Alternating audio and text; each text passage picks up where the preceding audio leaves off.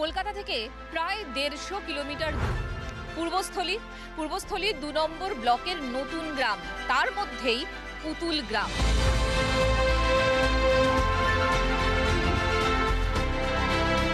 আমার আশেপাশে এখানে দেখতে পাচ্ছেন প্রচুর গাছের কাঠ রয়েছে কাটা। এই কাঠগুলো দিয়েই তৈরি হয় পুতুল। আমরা বাঙালিদের ঘরে একটা সময় যে ছোট ছোট কাঠের পুতুল দেখতে পেতাম, এখন মেলাতে দেখতে পাই। সেই পুতুল গ্রামেই আমি আজকে চলে এসেছি।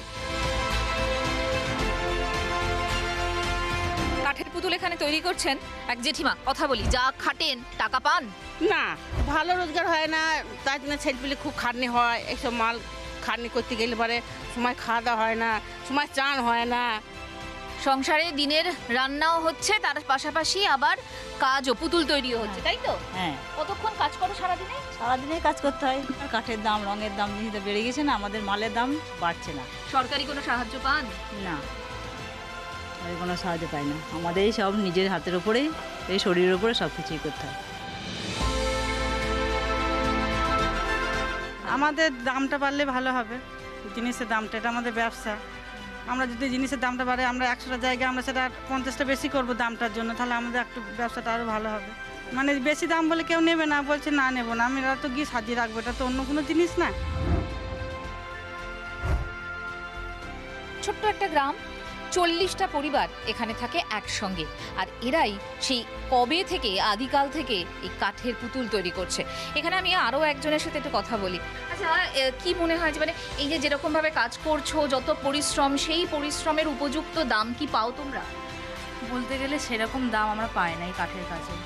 আমাদের এখন এটা হস্তশিল্প ব্যবসা, আমাদের সরকারি অনুদান সেভাবে দেয় না, শুধু সরকারি মেলাটা পাওয়া যায়।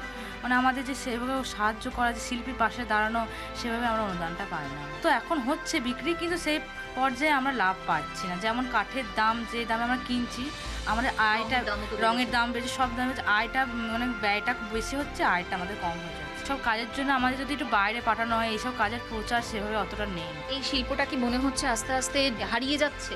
হ্যাঁ, এটা অনেক হারিয়ে যাচ্ছে, কারণ এই কাজটা আর কোথাও হয় না, শুধু আমাদের এই গ্রামটাতেই হয়। আর ধীরে ধীরে এখনকার বাচ্চারা যে এটার কাজটা কেউ আর করতে চাইছে না।